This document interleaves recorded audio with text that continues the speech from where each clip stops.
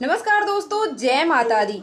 या देवी सर्वभूतेषु माँ दया रूपेण संस्थिता। नमस्तस्यै नमस्तस्यै नमस्तस्यै नमो नमः।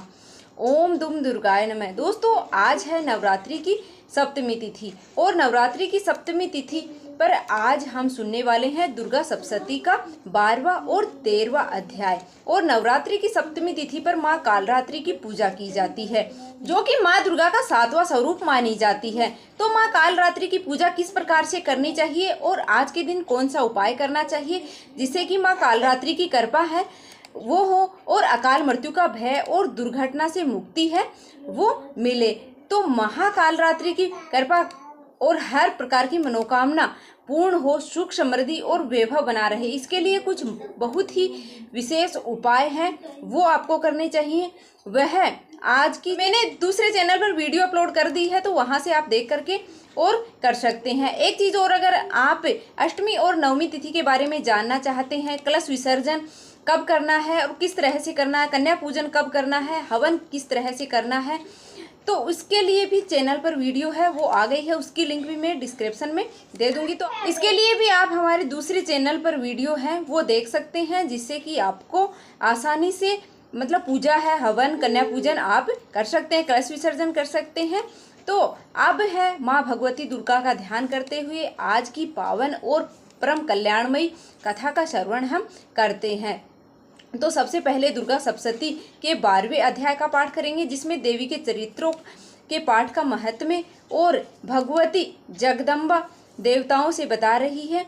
देवी बोली, हे देवताओं, जो एकाग्रचित होकर प्रतिदिन इन स्तुति में मेरा सत्वन करेगा उसकी सारी बाधा मैं निश्चय ही दूर कर दूंगी। जो मधुकेटभ नाश और महिषासुरी का वध तथा शंभु निशंभु के संहार के प्रसंग का पाठ करेंगे तथा अष्टमी, नवमी और चतुर्दशी को जो एकाग्रचित होकर भक्ति पूर्वक मेरे उत्तम महात्म्य का श्रवण करेंगे उन्हें कोई भी पाप नहीं छू सकेगा, उन पर पाप जनित आपत्तियां भी नहीं आएंगी, उनके घर में कभी भी दरिद्रता नहीं आएगी तथा उनको कभी भी प्रेमी जनों की बौछार का कष्ट है वो नहीं सहन करना पड़ेगा।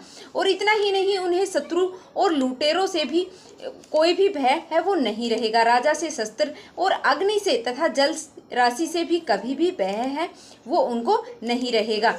इसलिए सबको एकाग्रचित होकर भक्ति पूर्वक मेरे इस महात्म्य को सदा ही पढ़ना और सुनना चाहिए। यह परम कल्याणकारी है और मेरा महात्म्य महामारी जनित समस्त उपद्रव तथा आध्यात्मिक आदि तीनों प्रकार के उपद्रवों को भी शांत करने वाला है, जिससे ही उन्हें शत्रु से और लुटेरों से, राजा से, शस्त्र से, अग्नि से तथा जल की राशि से भी कभी भय नहीं होगा। इसलिए सबको एकाग्रचित होकर भक्ति पूर्वक मेरे इस महात्म्य को सदा ही पढ़ना और सुनना चाहिए। यह परम कल्याणकारी है।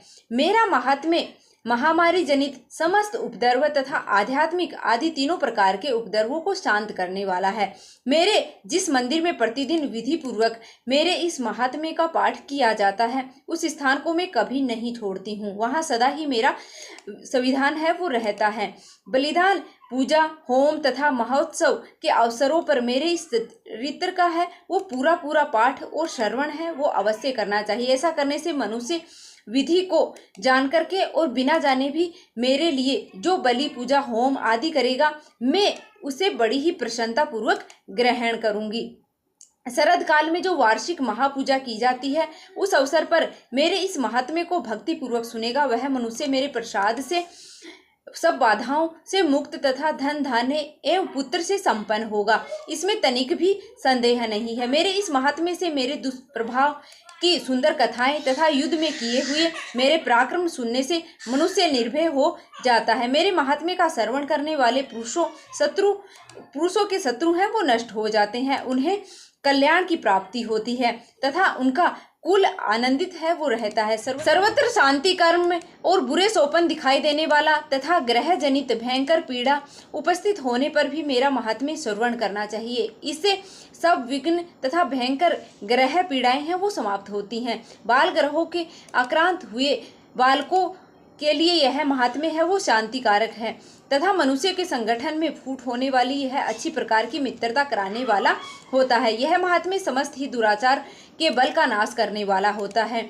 इसके पाठ मात्र से ही राक्षसी, भूतों और पिशाच का नाश हो जाता है। मेरा यह सब महात्म्य मेरे साम्य की प्राप्ति कराने वाला है। सम्यक प्रकार का पुष्प, अर्ध, धूप, दीप, गंध आदि उत्तम सामग्रियों द्वारा पूजन करने से, ब्राह्मणों को भोजन कराने से, होम कराने से, प्रतिदिन अभिषेक कराने से, नाना प्रकार के अन्य भोगों का अर्पण करने से तथा दान देने आदि से 1 वर्ष तक मेरी आराधना की जाती है। उन्हें सब से मैं जितनी प्रसन्न होती हूँ उतनी प्रसन्नता मेरे इस उत्तम चरित्र का एक बार श्रवण करने मात्र से ही हो जाती है। यह महात्म्य श्रवण करने पर सभी पापों को है वो हार लेता है और आरोग्य प्रदान करता है। मेरे दुष्प्रभाव का कीर्तन समस्त भूतों की रक्षा करता है तथा मेरे युद्ध विषयक चरित्र दुष्ट दैत्यों का संहार करने वाला होता है। इसके श्रवण करने पर मनुष्य को शत्रु का भय नहीं रहता है। हे देवताओं, तुमने और महर्षि हो जो मेरी स्तुति या की है तथा ब्रह्मा ने जो स्तुति की है, वे सभी कल्याणमयी बुद्धि प्रदान करती हैं। वन में सने हुए मार्ग अथवा दावानल में घिरे जाने पर, निर्जन स्थान में लुटेरों के दाव में पड़ जाने पर, शत्रुओं के पकड़े जाने पर अथवा जंगल में सिंह, व्याघ्र या जंगली हाथियों के पीछा करने पर, कुपित राजा के आदेश में वध या बंधन के स्थान पर ले जाए जाने पर, अथवा महासागर में नाव पर बैठने के बाद भारी तूफान से नाव में डगमगा होने पर, अत्यंत भयंकर युद्ध में शस्त्रों का प्रहार होने पर अथवा वेदना से पीड़ित होने पर, किंबहुना सभी भयानक बाधाओं में उपस्थित होने पर जो मेरे इस चरित्र का स्मरण करता है वह मनुष्य संकट से मुक्त हो जाता है। मेरे प्रभाव से सिंह आदि हिंसक जंतु नष्ट हो जाते हैं तथा लुटेरे शत्रु भी मेरे चरित्र का स्मरण करने वाले पुरुष से दूर भागते हैं। ऋषि कहते हैं, यह कहकर प्रचंड पराक्रम वाली भगवती चंडिका सब देवताओं को देखते ही देखते अंतर्ध्यान हो गई। फिर समस्त देवता भी शत्रुओं के मारे जाने से निर्भय हो पहले की भांति यज्ञ भाग का उपभोग करते हुए अपने अपने अधिकार का पालन करने लगे। संसार का विध्वंस करने वाले महाभयंकर अतुल पराक्रमी देव शत्रु शंभु तथा महाबली निशंभु के युद्ध में देवी द्वारा मारे जाने पर शेष दैत्य पाताल लोक में चले गए। हे राजन, इस प्रकार भगवती अंबिका देवी नित्य होती हुई पुनः पुनः प्रकट होकर के जगत की रक्षा करती हैं। वे ही इस विश्व को मोहित करती हैं, वे ही जगत की जन्म देती हैं तथा वे ही प्रार्थना करने पर संतुष्ट हो विज्ञान एवं समृद्धि प्रदान करती हैं। हे राजन, महाप्रलय के समय महामारी का स्वरूप धारण करने वाली वे महाकाली ही इस समस्त ब्रह्मांड में व्याप्त हैं। वे ही समय समय पर महामारी होती हैं, वे ही स्वयं अजन्मा होती हैं, वे सृष्टि के रूप में प्रकट होती हैं। वे सनातनी देवी और समयानुसार संपूर्ण भूतों की रक्षा करती हैं। मनुष्यों के अबुद्धि समय में वे ही लक्ष्मी के रूप में स्थित होती हैं, उन्नति प्रदान करती हैं। वे ही अभाव के समय दरिद्रता बनकर के विनाश का कारण बनती हैं।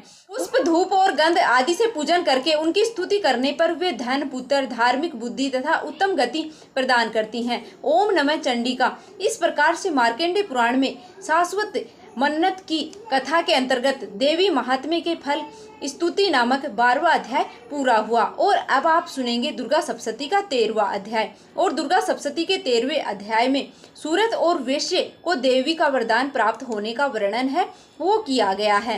ऋषि कहते हैं, हे राजन, इस प्रकार से मैंने तुम्हें देवी के उत्तम महात्म्य का वर्णन किया है जो इस जगत को धारण करती हैं। उन देवी का ऐसा ही प्रभाव है, वे ही विद्या अर्थात ज्ञान उत्पन्न करती हैं। भगवान विष्णु की माया स्वरूपा उन भगवती द्वारा ही तुम वैसे तथा अन्याय विवेकी जन मोहित होते हो, मोहित हुए तथा आगे भी मोहित होते रहेंगे।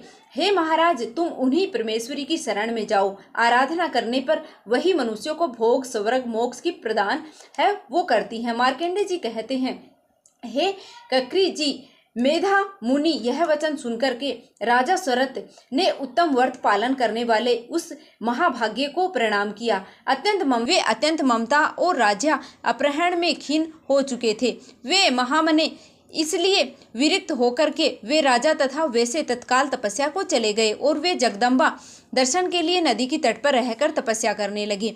वे वैसे उत्तम देवी सूक्त का जप करते हुए तपस्या में वृत हुए। वे दोनों नदी की तट पर देवी की मिट्टी की मूर्ति बना करके पुष्प, धूप, दीप, हवन आदि के द्वारा उनकी आराधना करने लगे। उन्होंने पहले तो आहार को धीरे धीरे कम किया और फिर बिल्कुल निराहार रह करके देवी में ही मन लगाए रखा। एकाग्रता पूर्वक उनका चिंतन आरंभ किया। वे दोनों अपने शरीर के रक्त के प्रेषण बलि देते हुए लगातार 3 वर्ष तक समय पूर्वक आराधना करते रहे। इस प्रकार प्रसन्न होकर जगत को धारण करने वाली चंडिका देवी ने प्रत्यक्ष दर्शन देकर कहा। देवी बोली, हे राजन तथा अपने कुल को आनंदित करने वाले वेश्ये, तुम लोग जिस वस्तु की अभिलाषा रखते हो वह मुझसे मांगो, मैं संतुष्ट हूँ, अतः तुम्हें बस सब कुछ दूंगी। मार्कंडेय जी कहते हैं, तब राजा ने दूसरे जन्म में नष्ट न होने वाला राज्य मांगा तथा इस जन्म में भी शत्रुओं से बलपूर्वक नष्ट करने को और पुनः अपना राज्य है वो प्राप्त करने का वरदान मांगा। वैसे का चित्त संसार की ओर से खिन्न एवं रिक्त हो चुका था और वे बड़े ही बुद्धिमान थे। अतः उस समय तो उन्होंने ममता और अहंकार रूप आसक्ति का नाश करने वाला ज्ञान है वो मांगा। देवी बोली, हे राजन, तुम थोड़े ही दिनों में शत्रुओं को मारकर अपना राज्य प्राप्त कर लोगे। अब तुम्हारा राज्य है वो स्थिर रहेगा। फिर मृत्यु के पश्चात तुम भगवान विवस्वान अर्थात सूर्य के अंश से जन्म लेकर इस पृथ्वी पर सावरण की मुनि के नाम से विख्यात होगे। वैसे तुमने भी जिस वर्ग से मुझे प्राप्त करने की इच्छा की है उसे मैं तुम्हें देती हूँ, तुम्हें मोक्ष के लिए ज्ञान प्राप्त होगा। मार्कंडेय जी कहते हैं, इस प्रकार उन दोनों को मनोवांछित वरदान दे करके तथा उनके द्वारा भक्ति पूर्वक अपनी स्तुति सुनकर देवी अंबिका तत्काल ही अंतर्ध्यान हो गई। इस तरह देवी से वरदान पाकर के क्षत्रियों में श्रेष्ठ सूरत सूर्य ने जन्म लेकर सावरण नामक मनु हो गए।